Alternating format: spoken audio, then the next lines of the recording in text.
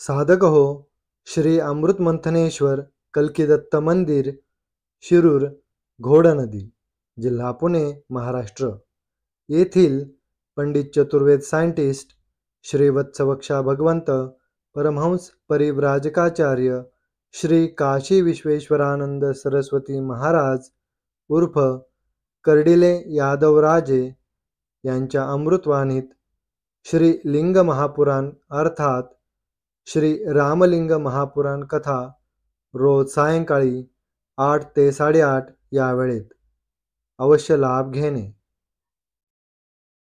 वक्रतुंड महाकाय सूर्यकोटि समप्रभ निर्विघ्नं कुरु मे देव सर्वकार्येषु सर्वदा. ओम गुरु ब्रह्मा गुरु विष्णु गुरु देवो महेश्वरा गुरु साक्षात परम ब्रह्म तस्मै श्री गुरवे नमः. ओम द्राम ओम सहस्रीशा विद्महे ओम सहस्रीशा विद्महे कल्किदत्ताय धीमहि तन्नो ब्रह्म प्रचोदयात्. ओम द्राम ओम सहस्रीशा विद्महे कल्किदत्ताय धीमहि तन्नो ब्रह्म प्रचोदयात्. ओम शांताकारं भुजगशयनं पद्मनाभं सुरेशं ओम विश्वाधारं गगनसदृशं मेघवर्णं शुभांगनं ओम लक्ष्मीकान्तं कमलनयनं योगवृधानगम्यं वंदे विष्णु भवभयहरं सर्वलोकैकनाथं. ओम शांती. आज आपण श्रीलिंग महापुराण कथा अर्थात श्री रामलिंग पुराण कथा सांगणार आहोत. त्याचा पुढचा काही भाग आजच्या भागामध्ये चंद्रमहोत्सवात भगवान श्रीकृष्णाचे चरित्र सांगितलेलं आहे. हे सूत म्हणाले, ऋषी हो, अत्यंत संपन्न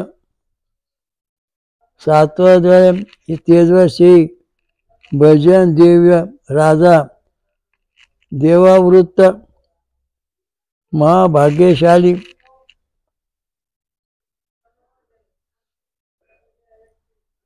अंधक तथा यदुनंदन कृष्णे या 4 पुत्रांना उत्पन्न केले आणि त्यांचे वंशवर्णन सुरू केलं आहे. तेजस्वी भजन के द्वारा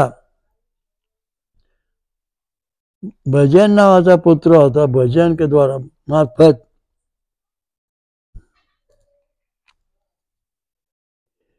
सुयोगाने सुबाहु स्वयं तथा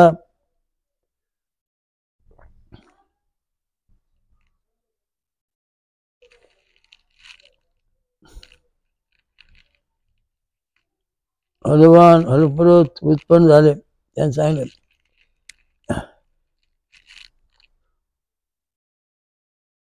त्याप्रमाणे राजा वृत्ताने माझे सर्वगुण संपन्न पुत्र उत्पन्न झाला. स्मरण करून झाले, तपस्या केली, त्याला बभ्रूम नावा पुत्र झाला, उत्पन्न झाला. त्याने पवित्र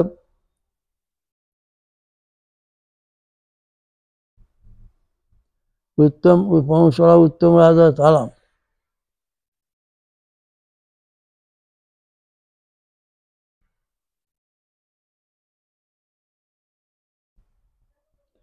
वंश परंपराचे प्राचीन ज्ञाता महान परमात्माने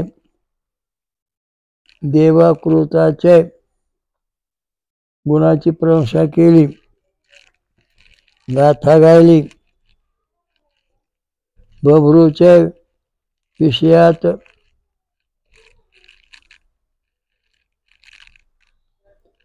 आम्ही दुसरे पासून ज्ञान आहोत, सुनतो ऐकतोय.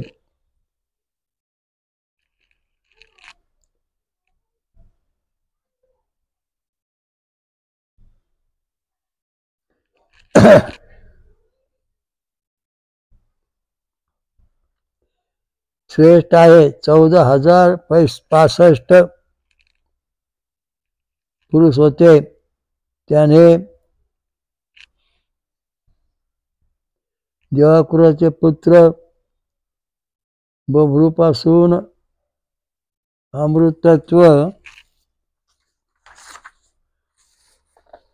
अमृतत्व प्राप्त केले. तो यज्ञ करणारा, दान बुद्धिवाला, पराक्रमी, ब्रह्मांची रक्षा करणारा, दृढ उत्तरयुक्त, कीर्तिशाली, महातेजस्वी तथा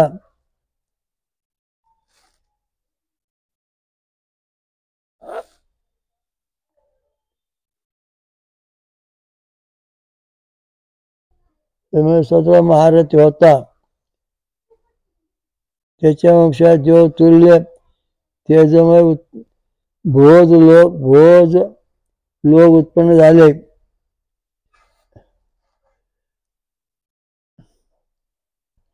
गांधर माद्री हे भूषणी किंवा भार्यास होती.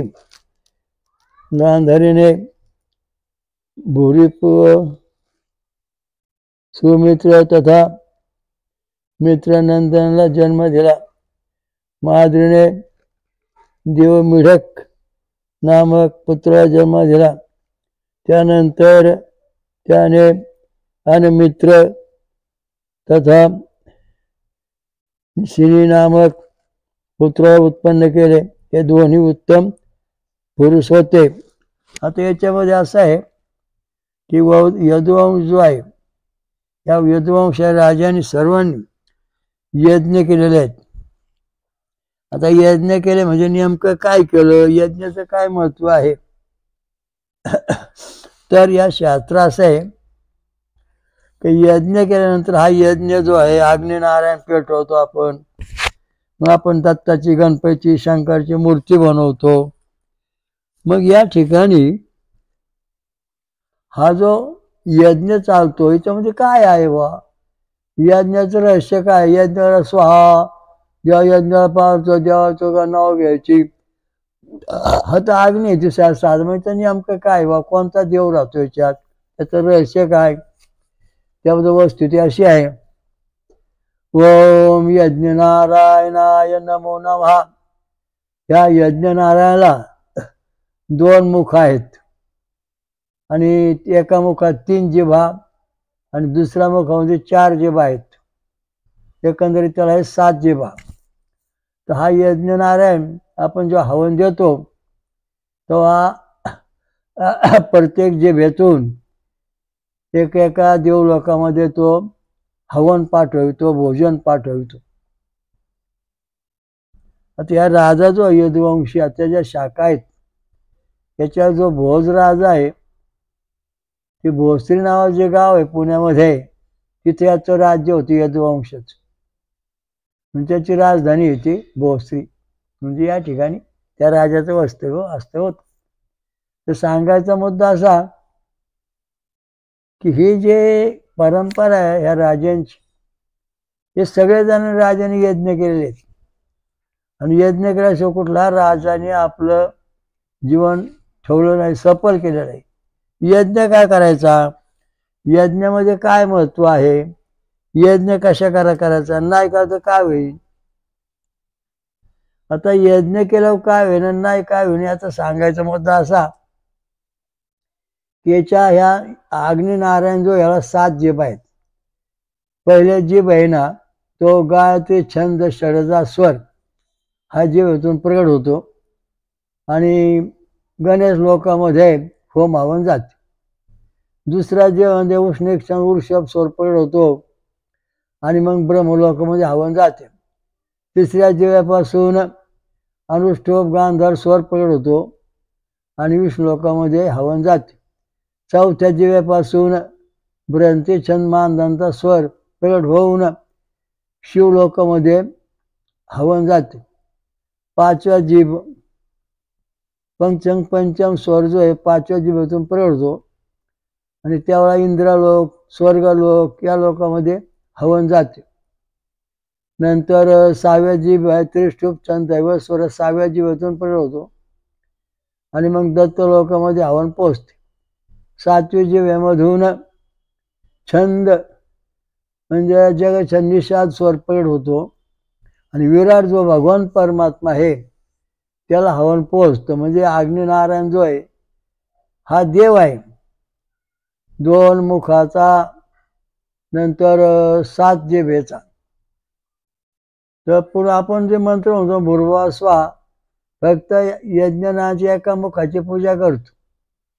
मग त्यावेळेला महा, जन, तपन, सत्य हे 4 लोक जे आहेत उपाशी राहतात. त्यामुळं आपला जो यज्ञ आहे तो यज्ञ 7 पायऱ्यांचा आहे.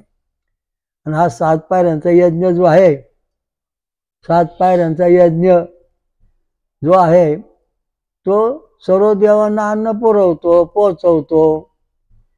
मग आता याच्यामध्ये 7 पायऱ्यांचा जो यज्ञ आहे याच्यामध्ये गायचे छंद, सडेचा स्वर व्होल्टेज नंबर 1, उष्णिक छंद वृषभ स्वर व्होल्टेज नंबर 2, नंतर अनुष्टुप गांधार स्वर व्होल्टेज नंबर 3, ब्रंचन मानधर व्होल्टेज नंबर 4, पंक्ती छंद पंचम स्वर व्होल्टेज नंबर 5, पंक्ती नंतर त्रिष्टुप छंद दैवत स्वर व्होल्टेज नंबर 6 आणि जगछंदिशात व्होल्टेज नंबर 7. मग अशा दृष्टीने त्या व्होल्टेजवर त्याचे परिणाम होतात.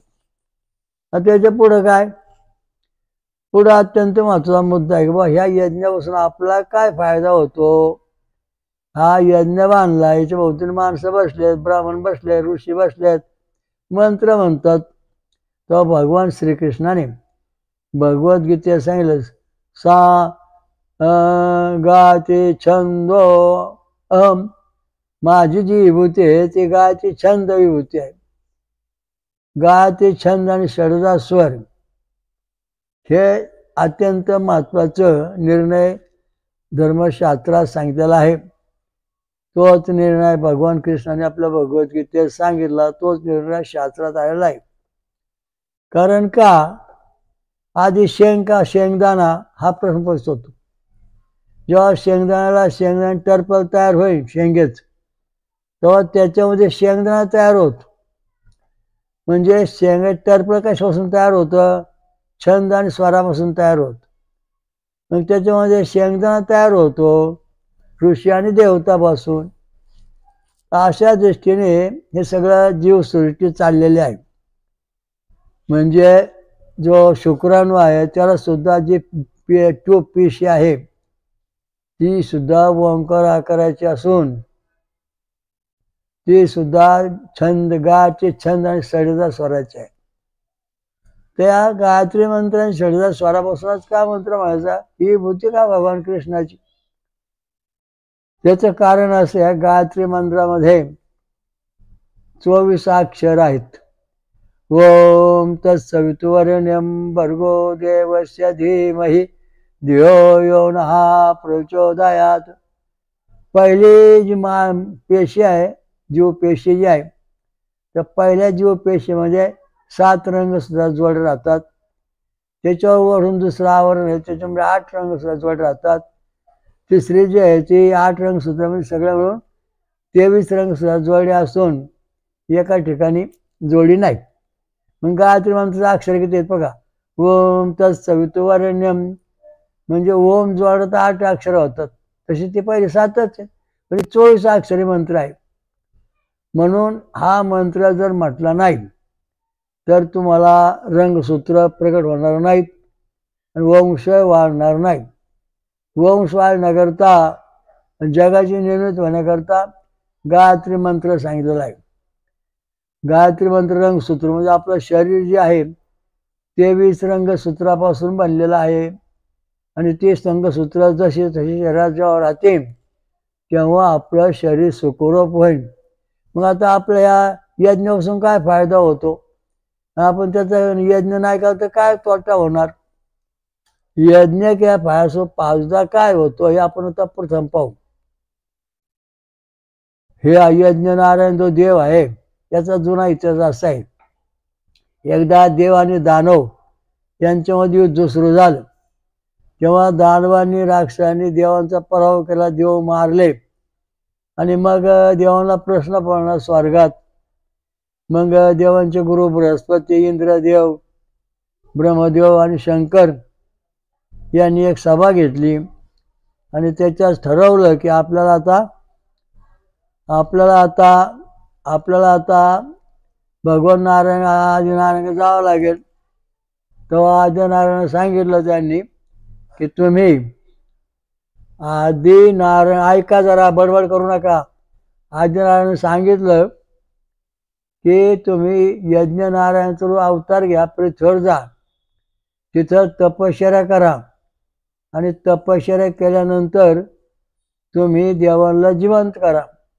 तो भगवान जो आदिनारायण महाविष्णू आहे त्यांनी यज्ञनारायणचा अवतार घेतला आणि तो अवतार घेऊन मग त्यांनी यज्ञाला आरंभ केला. मग ते ओम भूर्भुवः स्वः तत्सवितुर्वरेण्यं भर्गो देवस्य धीमहि धियो यो नः प्रचोदयात् असे मंत्र म्हणू लागले. असे मंत्र म्हणू लागल्यानंतर त्यातून एक एक एक एक देव जे होते त्यांची रंगसूत्र 23 रंगसूत्र जोड्या, नंतर गुणसूत्र, जिन्स, जनुक ही सगळी वेगवेगळ्या प्रकारे जागी होत चालली. आणि ते जागी झाल्यानंतर त्यांनी पुन्हा देवांच्या शरीर तयार केली. आणि देवांची शरीर तयार झाल्यानंतर त्यांना ताकद दिली यज्ञनारायणाने. आणि यज्ञनारायण ताकद दिल्यानंतर संजीवनी विद्या प्राप्त करून दिली. आणि त्याच्यानंतर संजीवनी विद्या प्राप्त केल्यानंतर, ऐका तुमच्या हिताचं आहे, संजीवनी विद्या प्राप्त केल्यानंतर सगळे देव जीवन झाले आणि त्यांनी संपूर्ण राक्षसांचा नाश केला. हा अत्यंत महत्त्वाचा मुद्दा आहे आणि तो तुम्हाला मुद्दाम सांगितला की राजा काही यज्ञ का करीत. तर आपली जी प्रजा आहे, युद्धाची प्रजा जी आहे, 84 लक्ष योनी जी आहे, त्याच्याकरता हा महत्त्वाचा मुद्दा आहे. म्हणून त्या सगळ्यांना जिवंतपणे आलं पाहिजे, संजीवनी प्राप्त झाली पाहिजे. आता या यज्ञामधून अल्फा किरण प्रगट होतो आणि गॅमा आणि बॅटा किरणांचा नाश होतो. आता मी सर्व्हिसला असताना मला एका अनुभव आला. एका गावामध्ये मी गेलो होतो, तिथं ब्राह्मण यज्ञ चालू होता आणि त्या देवळाला जे झेंडे लावले होते तांबडे भरभरीत व्यवस्थित होते. नंतर तिथून पुढं मी दुसऱ्या गावात गेलो, तिथून जवळ 25-30 किलोमीटर अंतरावर. तर त्या गावामधले झेंडे सगळे पांढरे झाले होते. आणि झेंडे पांढरे झाले असल्यामुळं त्या गावामध्ये लय रोगराई पसरली, माणसं मारायला लागली, गाव सोडून लोक पळायला लागली. इतकं परिस्थिती गंभीर झाली. कारण त्या गावामध्ये गॅमा आणि बॅटा किरणांचे कोरोनासारखे जीवाणू तिथे प्रगट झाले, म्हणजे रोग प्रगट झाले, व्हायरस. आणि त्याने गाव ध्वस्त केलं. आणि ह्या ज्या गाव जे होतं पहिलं, त्याचे झेंडे चांगले होते, तर त्या गावामध्ये कुठं रोगराई नव्हती. तसं तुमचं जे घर आहे, ऐका, तुमचं जे घर आहे ना, त्या घरात सुद्धा भूत खेच राहतात. तुमचं घर सुद्धा चांगलं नाही कोणाचंच, कारण तुम्ही अग्निहोत्र करीत नाहीत. त्यामुळं तुमच्या घरामध्ये अल्फा किरण प्रगट होत नाहीत. आणि त्या घरामध्ये गॅमा आणि बॅटा किरण, बोलू नका, त्या गॅमा आणि बॅटा किरण तिथे येतात. आणि त्यामुळं तुमच्या घरातले आजार हटत नाही, मुलं नीट वागत नाहीत, तुमच्या बायका मुलांना त्रास होतो, तुमच्या शरीरामध्ये जे काही घटक आहेत ते नष्ट होत जातात आणि आजार सोडित नाही. हा खरा महत्त्वाचा मुद्दा आहे, लक्षात ठेवा. त्याकरता प्रत्येकाने अग्निहोत्र यज्ञ दररोज आपल्या घरी केला पाहिजे. आता याच्यापासून फायदा काय आपल्याला? आपण जो यज्ञ करतोय त्या यज्ञापासून फायदा काय आहे? तो फायदा काय आहे तो ऐका. तर तुमचा जे आहे, जे देव आहे यज्ञनारायण, हा 7 जिभेचा आहे. म्हणून आपल्या यज्ञात 7 पायऱ्या आहेत. आता ज्यावेळेस हा यज्ञ सुरू होतो त्यावेळेस पहिल्या जिभेमधून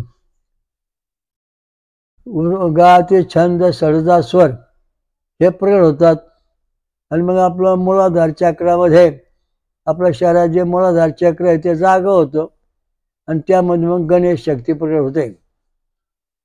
दुसरे जीभ उष्णिक चंदन षडजास्वर प्रगट होतात. त्यामधून आपल्या शरीरामध्ये स्वाधिष्ठान चक्र तयार होतं आणि त्याच्यामध्ये ब्रह्मयोग शक्ती तयार होते.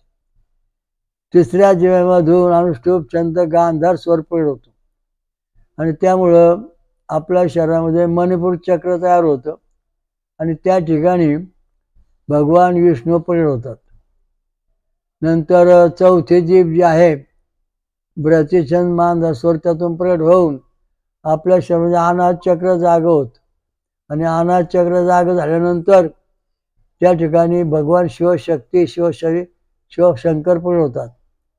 नंतर पाचव्या जिव्यातून पंचम स्वर प्रगट होतात आणि पंचम स्वर प्रगट झाल्यानंतर त्या ठिकाणी इंद्रदेव त्या विशुद्ध चक्रात इंद्रदेव प्रगट होतो. नंतर सहाव्या जिव्यातून त्रिशूप छंद दैव स्वर प्रगट होतो आणि तिथं मग आज्ञाचक्र प्रगट होतं. त्या चक्रामध्ये दत्त महाराज प्रगट होतात. नंतर सातव्या जिभेमधून जगती छंद निश्वास स्वर प्रगट होतो आणि निश्वास स्वर प्रगट झाल्यानंतर त्या ठिकाणी सहस्त्रदळामध्ये विश्वरूप प्रगट होतं. म्हणजे आपल्या शरीराचा जो विकास आहे तो आपल्याला 12 वर्ष किंवा 1000 वर्ष करायची गरज नाही. आपण 3 तास यज्ञापाशी बसलोत आणि पद्धतशीर गायत्री मंत्र म्हटलोत की आपल्याला ही प्राप्ती होते. पहिलं जे चक्र आहे 24 अक्षर, दुसरं 28 अक्षर, तिसरं 32, चौथं 36, पाचवं 40, सहावं 48 आणि सातवं 72 स्पंदनांचं आहे. म्हणजे या जिभा ज्या आहेत यज्ञनारायणाच्या त्या जिभासुद्धा संवेदना वेगळ्या आहेत त्यांना. आता गायत्री मंत्रामध्ये 2, 6, 8, 12, 15, 18, 24 आणि 36 अशा दृष्टीने शक्त्या प्रगट होतात. तसे प्रत्येकाच्या वेगवेगळ्या आहेत. तर सांगायचा मुद्दा असा की आपल्या शरीराचा फायदा कसा करून घेता येईल हा यज्ञाचा महत्व आहे. फळ खाऊन दूध पिऊन आपण यज्ञावर बसलो तर आपला 100% फायदा होतो. आपण वरण भात करून खाऊ बसलो तर शेकडा आपला 75% फायदा होतो. जर समजा आपण वाकडं तिकडे खाऊन बसलो तर आपल्या शरीरात 10 ते 15% फायदा होणार. यज्ञापासून जास्त होत नाही किंवा होणारच नाही. ज्याचं सात्विक हृदय आहे वासुदेव भगसत्वहृदय स्थिते, ज्याचं शरीर सात्विक आहे आणि त्याच्या शरीरामध्ये सगळे छंद व्यवस्था उमटलेले आहेत त्याच्या शरीरामध्ये भगवंत परमात्मा अवतीर्ण होतो. हा महत्त्वाचा मुद्दा आहे. हा जो आपला यज्ञ आहे याला 48 वर्षांनी सिद्धी मिळते. तर 48 वर्ष जो यज्ञ चालतो एकाच माणसाने तो करायचा 4 वेदाचा अभ्यास करून त्या यज्ञात हे घडतं, बाकी ठिकाणी घडत नाही. तर सांगायचा मुद्दा असा आहे की आपल्या यज्ञापासून काय फायदा होतो तर आपला मूलाधार चक्र जाग होत म्हणजे हातपाय वगैरे गळून जात नाहीत. आणि जर यज्ञातून तो हवा जर तिथं आली नाही तर आपले हातपाय गळून जातात, चालता येत नाही, बोलता येत नाही, तोल सांभाळता येत नाही, आपण गरगरतो. दुसरा जे भेटला जो छंद आहे तो छंद प्रगट झाल्यानंतर संतती होते, वंश वाढतो. आणि तो जर प्रगट झालाच नाही तर वंश वाढत नाही. हा इथं मोठा दोष आहे. म्हणून हे झटपट कार्य यज्ञातून होत. तिसरा जो छंद आहे अनुष्ठुप छंद गांधार स्वर बरं का, तर त्या गांधार स्वरामधून त्या मानवाचं म्हणजे नाभीचं कमल जे आहे नाभीचं म्हणजे बेंबीचा देठ या ठिकाणी 72,000 शिरा एकत्र नाडी आलेल्या असतात. त्या समतोल ठेवण्याचं काम हे जीभ छंद का जीभ करते. जर जीभ प्रगट झालीच नाही छंद ते 72,000 नाड्या नाभीतल्या म्हणजे बेंबीमधल्या बंद पडतात आणि शरीरातला आजार कधीच हटत नाही. हजारो पिढ्या औषध संपत नाही. कवर औषध घ्या किती खर्च करा काय होत नाही. ऐका, त्याच्यानंतर पाचवी जीभ जी आहे पंक्तीच्या चौथी जीभ जी आहे ते चौथ्या जिभेचं शास्त्र असं आहे की ते आपलं हृदय निर्माण करते. आणि ते हृदय जे आहे ते हृदय निर्माण केल्यानंतर हृदयातल्या सगळ्या गोष्टी दुरुस्त करते. कार्डिओग्राम, हृदयात झडपा, हृदयातलं चलनवलन हे सगळं या मंत्रातून चालतं. त्याचप्रमाणे 6वा छंद जो आहे, 6वी जीभ जी आहे यज्ञनारायणची, त्या जिभेमधून आपल्या शरीरामध्ये घशाले सगळे आजार बरं, थायरॉइड नावाचा आजार जो होतो ना घशात, तर तो तुमच्या शरीरामध्ये पंक्ती आणि पंचम स्वर उमटत नाही म्हणून आजार होतो. त्यामुळे काही माणसं खूप जाड होतात, काही वाळून चालतात. ज्याचं समतोल आहे त्याचं कल्याण आहे. कारण आपल्या घशामध्ये एक ग्रंथी आहे फुलपाखराच्या आकाराची, आणि ते आपल्या संपूर्ण शरीराचं नियंत्रण करते. हे 5वी जीभ जी आहे, त्या 5वी जिभेतून, अग्निनारायणातून, यज्ञातून आपल्याला ती शक्ती मिळते. त्यामुळं आपण संपूर्ण जगामध्ये अजिंक्य होतो, मोठे होतो, ज्ञान मिळतं, आपण बोलतो, प्रभाव पडतो. आता 6वी जीभ जी आहे तिथून त्रिशुभ दैवस्वर आज्ञाचक्र पण होतं, बुद्धी वाढते, बुद्धी ज्ञान प्रगट होतं, दृष्टी चांगली राहते, डोळ्यात दृष्टी राहते, कानात चांगलं ऐकू येतं, दात बीत सगळं मजबूत राहतं. म्हणजे सगळ्या गोष्टी ह्या 6व्या जिभेवर अवलंबून आहेत यज्ञनारायणाच्या. आणि जर तुम्ही ते व्यवस्थित केलं नाही तर हे सगळं तुमच्या निकळात निघणार, तुम्हाला ऐकू येणार नाही, डोळ्या जाणार, कान जाणार, दृष्टी लवकर संपणार, हे सगळं म्हणजे वाटतं होणार.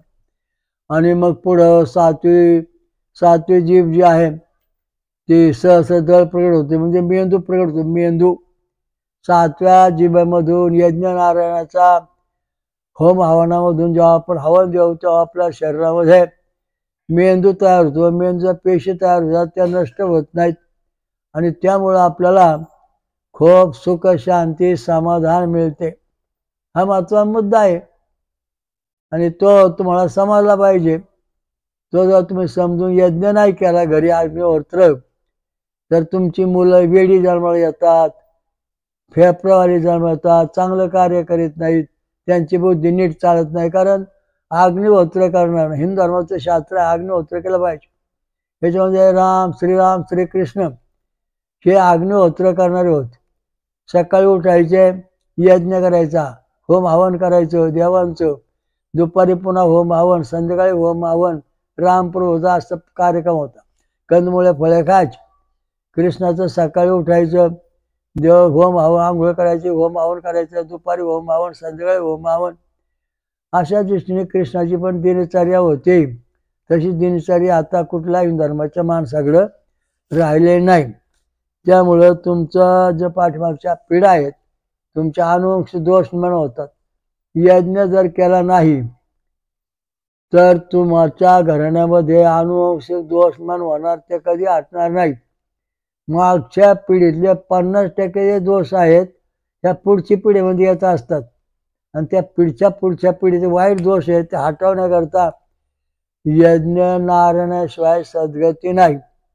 कारण हे सध्या जे स्वर आहेत, जे त्याच्यातले मंत्र आहेत, जे त्यातले छंद आणि स्वर आहेत, त्याचा अभ्यास आपला आला पाहिजे. आणि तो अभ्यास आपला येत नाही, आपण ज्याला येतो व्याध चतुर्वेदी कोणी असन त्याची गाठ घेऊन तिथून तो आपण फायदा उठवायचा. ते जमत नसन तर ब्राह्मण गाठायचे, त्यांच्याहून ते मंत्र म्हणून घ्यायचे. अशा दृष्टीने हा यज्ञ नारायण जो आहे तो प्रत्येकाने आपल्या घरामध्ये दररोज अग्निहोत्र केलं पाहिजे. तीळ कापराची वडी घ्यायची, त्याच्यावर 3 काळ्या तीळ ठेवून पेटवायचं, मंत्र म्हणायचे. ओम भूवम भुवा ओम स्वा ओम महा ओम जना ओम तपा ओम सत्यम ओम तत्सवितुर्वरेण्यं भर्गो देवस्य धीमहि धियो यो नः प्रचोदयात् स्वाहा दत्तमिदं नमः. असा तुम्ही 3 वेळा म्हटलात की तुमच्या घरामध्ये अल्फा किरण तयार होणार. त्यामुळे घरामध्ये गॅमा बेटा किरण येणार नाही. आता पाकिस्तानने किटाणू बॉम्ब तयार केलेला आहे. तो बॉम्ब जर उद्या भारतात किंवा जगात पडला तर त्या ठिकाणी सगळे जंतू तयार होतील आणि पटापट सगळे प्राणी मरतील, माणसं सुद्धा मरतील, जगायची नाहीत. कारण किटाणू बॉम्ब आहे, म्हणजे जंतू आहे, किडे, आणि त्या किड्यामध्ये गॅमा आणि बेटा किरण आहे. कोरोनापेक्षा भयानक आहेत. मग याला नष्ट करण्याकरता आपण याला नष्ट करू शकतो. तणुबांब या यज्ञामधून आपण हे सगळं काय करू शकतो. कारण या यज्ञामधून अल्फा किरण प्रयोग होतात आणि अल्फा किरण प्रयोग झाल्यानंतर ते जगामध्ये पसरतात. यज्ञातून प्रयोग होणाऱ्या यज्ञाच्या किरणांचा वेग प्रति सेकंद 3 लाख किलोमीटर आहे आणि तो प्रति सेकंद 3 लाख किलोमीटर प्रमाणे एका पृथ्वीला एका सेकंदामध्ये 3-4 वेळ होतात. इतक्या वेगाने फिरतो. म्हणजे जरी उद्या गॅमाने बॅटा किरणाच्या हवेमध्ये किटाणू आले किंवा बॉम्ब लहरी आल्या तर हा अल्फा किरण तयार झाल्यानंतर तो ते सगळं नष्ट करतो. कारण एका गावामध्ये होम हवन चाललं होतं तेव्हा तिथले झेंडे अगदी तांबडे पद्धतशीर होते, रंग अजिबात गेला नव्हता. त्या गावामध्ये रोगराई काही नव्हती. पण दुसऱ्या गावात मी गेलो होतो, आम्हाला तिथं झेंडे पांढरे पडल्या दिसले. त्या गावात इतकी रोगराई की माणसं मारायची, ओरडू मारायची. जादू टोणा केला, करणी आली ना, भानापती आली ना, जादू आली ना, अमुक आली, पळापळीच. मी तिथं म्हणलं ब्राह्मण लोकांना तुम्ही असं करायचं, यज्ञ सुरू करा. आणि झेंडे बदला. यज्ञ सुरू केला, झेंडे बदलले. तिसऱ्या दिवशी गावामध्ये कुठला रोग राहिला नाही. कारण तिसऱ्या दिवशी अल्फा किरण सुटला. अल्फा किरण गावरान तुपाची गरज आहे. हे गावरान तूप जर होमात सोडलं तर त्यापासून अल्फा किरण तयार होत. आणि त्याप्रमाणे जर आपण गावरान तूप खाल्लं तर आपल्या शरीरात अल्फा किरण तयार होऊन गॅमा आणि बॅटा किरण आपल्या शरीरात येत नाहीत. त्यामुळे उद्या जरी अणुबॉम्ब पडला तरी आपल्याला धोका होणार नाही, लक्षात ठेवा. याचं कारण सांगतो. भोपाळला गळती झाली, भोपाळ किंवा त्या भागात कुठेतरी गळती झाली. ज्यांच्या घरी अग्निहोत्र होतं रोज त्यांचं कुत्रा सुद्धा मेलं नाही. आणि ज्यांच्या घरी अग्निहोत्र नव्हतं त्यांचं मांजर सुद्धा जगलं नाही. सगळी माणसं सुपडा साप. तर अशा दृष्टीने अग्निहोत्र हे अग्निनारायण जो आहे तो फार महत्वाचा आहे. प्रत्येकाने याची सेवा केली पाहिजे. टोवरचा गॅसवरचा अग्निनारायण चालत नाही म्हणून कापराची वडीवरचा सांगितलं. नाही तर मग लाकडाचा अग्निनारायण करायचा, भांडं घेऊन त्यातून तुम्ही विधी करू शकता. तर अशा दृष्टीने अत्यंत महत्वाचा मुद्दा आहे. आणि ह्या मुद्दा जर तुम्हाला पूर्वीच्या राजा लोकांना हे मुद्दा माहिती होता म्हणून या यदुवंशी राजे जे आहेत, ययाती यदुवंशी, हे सगळ्यामध्ये कुठल्या देवळामध्ये देव राहिला नाही. कारण का फक्त त्या देवांचे भक्त राहिलेत. देवांचं रूप धारण करून डमे देव फळाचा रस पितात आणि राहतात, सोमरस पितात. आणि तुमच्या देवळामध्ये निवेद असतो भाजी भाकरीचा, नंतर वाकडा तिकडा. त्यामुळे देव तिथं नाही, ते पितर खातात. म्हणजे देवळात दाखवलं जे निवेद आहे ते पितर खातात, देव खात नाहीत. हा महत्वाचा मुद्दा आहे. गप्पा मारायचं काम नाही, शास्त्र आहे. ज्याला हे सगळं अनुभव घ्यायचा असेल त्यांनी 12 वर्ष फळं खाऊन दूध उपवास करायचा आणि मग बोलायचं माझं प्रश्न उत्तर, खरं खोटं देव आहे का नाही. तर हे जे अग्निहोत्र, हे जे यज्ञ नारायण हे राजे लोक करायचे, त्याला राजा आश्रय पूर्वी मिळायचा. भरपूर तूप मिळायचं, गाया भरपूर असायच्या, त्यामुळं त्या राज्यामध्ये आबादी असायची. आता तुम्ही एक कसं करा, तुमच्या हातात तांबडा धागा बांधा. तुम्ही तांबडा धागा बांधला, तो तांबडा धागा बांधल्यानंतर तो धागा आपल्या शरीरावरती 12 महिने जसा तसा राहिला पाहिजे. म्हणजे आपल्या शरीरामध्ये अल्फा किरण आहेत, आपल्या देवांची छाया आहे, देव आपल्याला भेटतो आहे हे पाहू शकतो. आता आपल्या शरीरामध्ये जे काय म्हणजे यज्ञ नारायणचा परिणाम होतो का नाही हे आपण आपल्या मशनीमध्ये मोजून पाहू शकतो. म्हणजे कसं, व्होल्टेज नंबर 1 ते 6-7, जर समजा 6 mm 10 mm आले तर तुमच्या शरीरामध्ये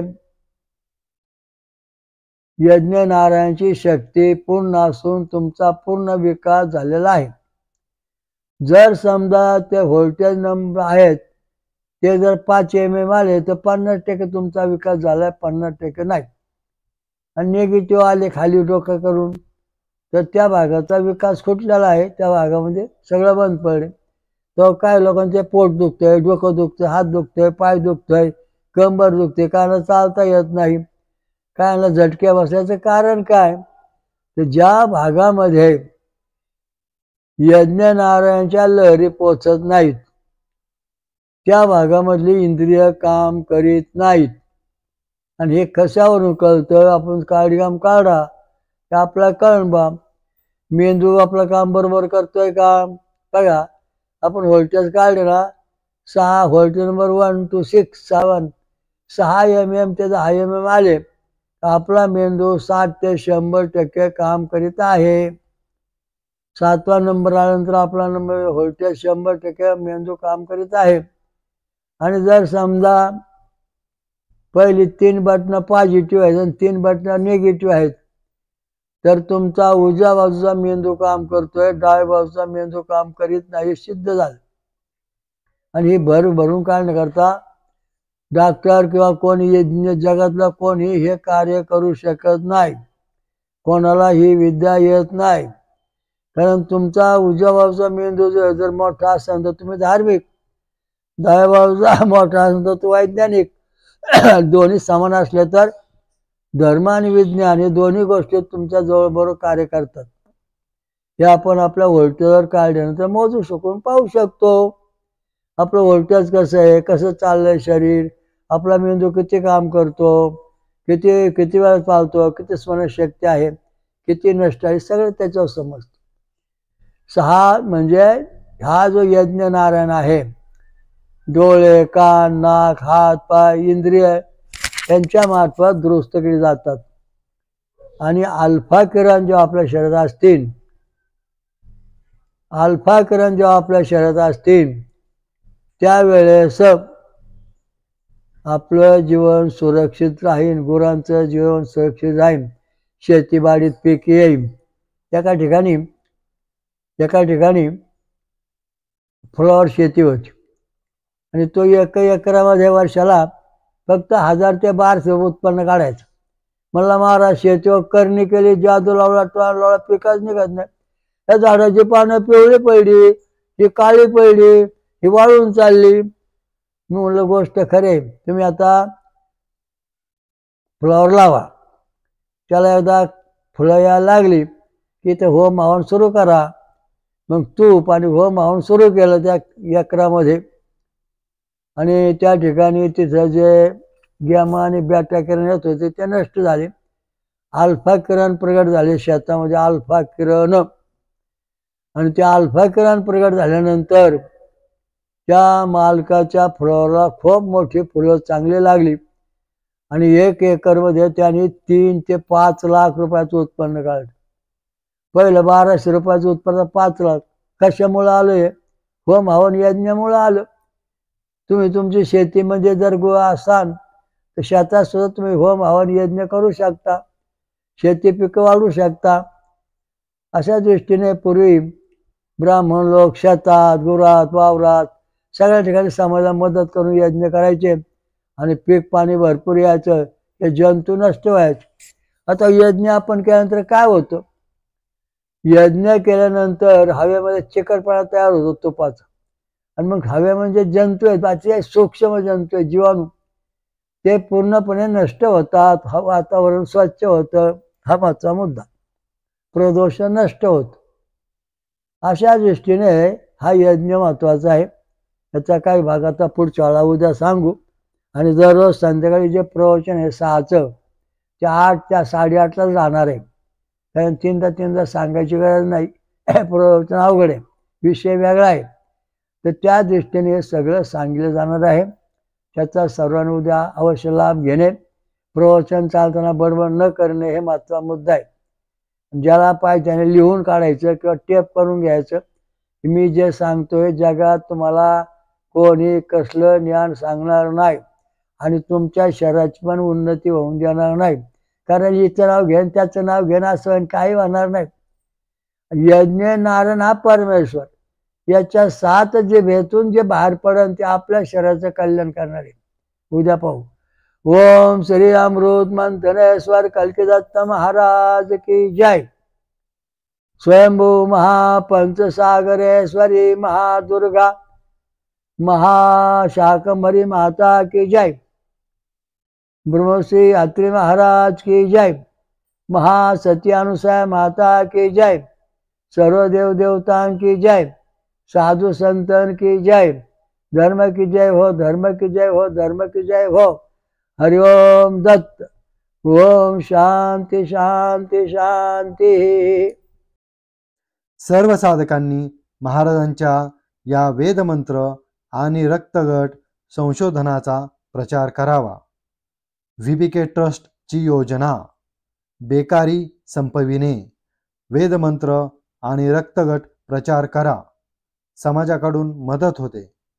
जगभर घरोघरी प्रचार करा. अधिक माहितीसाठी पुढील पत्त्यावर भेट देणे किंवा संपर्क साधणे.